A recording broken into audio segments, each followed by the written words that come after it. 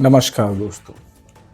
आज हम बात करने वाले हैं यूजीसी के नए नियम 2026 की और बात करेंगे उस बड़े फैसले की जो 29 जनवरी 2026 को सुप्रीम कोर्ट ने दिया। सुप्रीम कोर्ट ने यूजीसी के एक अहम नियम promotion of equity in higher education institution regulation 2026 पर अंतरिम रोक लगा दी है। कोर्ट ने कहा कि ये नियम पहली नज़र में अस्पष्ट हैं, इनका दुरुपयोग किया जा सकता है। आइए इन नियमों को जानते हैं। आखिर ये नियम क्या है, सुप्रीम कोर्ट ने ये रोक क्यों लगाई है, इसका छात्रों, शिक्षकों और विश्वविद्यालयों पर क्या असर पड़ेगा। आज की इस वीडियो में हम आपको पूरी सच्चाई आसान भाषा में बताएंगे। यूजीसी क्या है, यूजीसी का पूरा नाम क्या है। यूजीसी का पूरा नाम यूनिवर्सिटी ग्रांट्स कमीशन है, यानी विश्वविद्यालय अनुदान आयोग है। यूजीसी भारत सरकार की एक वैधानिक संस्था है जिसकी स्थापना 1956 में यूजीसी अधिनियम के तहत हुई थी। इसका मुख्यालय नई दिल्ली में है और यह केंद्रीय शिक्षा मंत्रालय के अधीन काम करता है। यूजीसी के मुख्य कार्य हैं, कई कार्य हैं।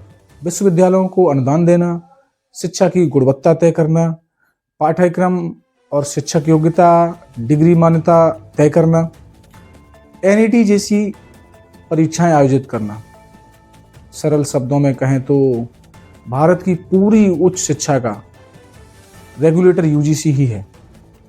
यूजीसी का नया नियम क्या है उसके बारे में जानते हैं।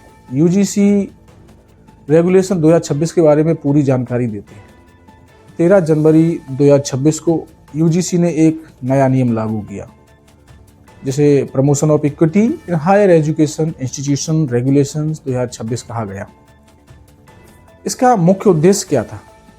इसका मुख्य उद्देश्य विश्वविद्यालयों में भेदभाव खत्म करना है, समानता यानी इक्विटी और समावेशन यानी इंक्लूजन बढ़ाना और छात्रों को सुरक्षित और न्यायपूर्ण माहौल देना है। इस नियम के तहत एससी, एसटी, ओबीसी, महिलाएं, दिव्यांग, अल्पसंख्यक सभी को समान अवसर और कानूनी सुरक्षा देने की बात कही गई है। नए नियम के कुछ प्रमुख प्रावधान हैं। हर कॉलेज ऑफ यूनिवर्सिटी में इक्वल अपॉर्चुनिटी सेंटर बनाया जाएगा जिसे ईओसी कहते हैं। हर संस्थान में इक्विटी कमेटी बनाई जाएगी जिसका काम होगा भेदभाव की शिकायतों की जांच करना और जांच करके समयबद्ध समाधान भी करना। शिकायत निवारण तंत्र बनाया गया है जिसके लिए 24 घंटे हेल्पलाइन सेंटर बनाया जाएगा। ऑनलाइन शिकायत पोर्टल बनाया जाएगा। तय समय में कार्रवाई अनिवार्य की गई है।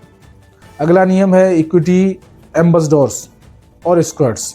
इनका काम होगा जागरूकता फैलाना, निगरानी रखना, रिपोर्टिंग करना। भेदभाव केवल खुला भेदभाव नहीं बल्कि अप्रत्यक्ष व्यवहार भी भेदभाव माना जाएगा। 29 जनवरी 2026 को सुप्रीम कोर्ट की bench chief justice Suryakant, justice Joymalya Bagchi ने इस कानून पर अंतरिम रोक लगा दी।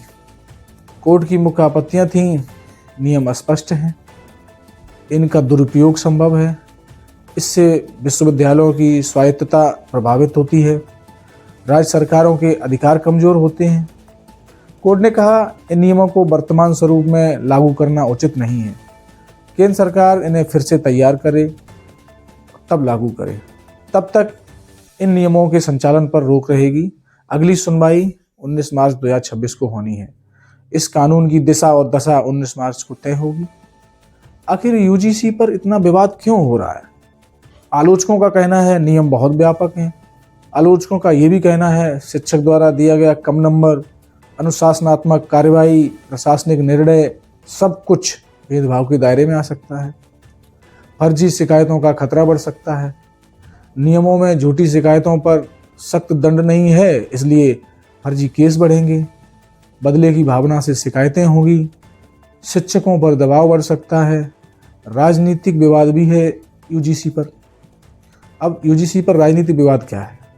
कुछ दल कहते हैं यह सामाजिक न्याय है, जबकि कुछ कहते हैं यह पहचान आधारित राजनीति को बढ़ावा देगा।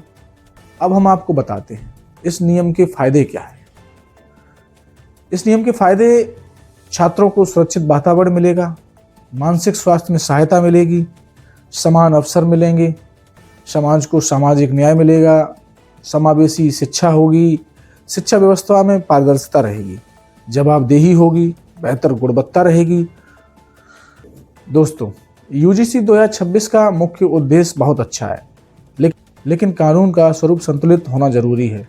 भेदभाव खत्म होना चाहिए, लेकिन शिक्षा संस्थानों की स्वतंत्रता भी जरूरी है।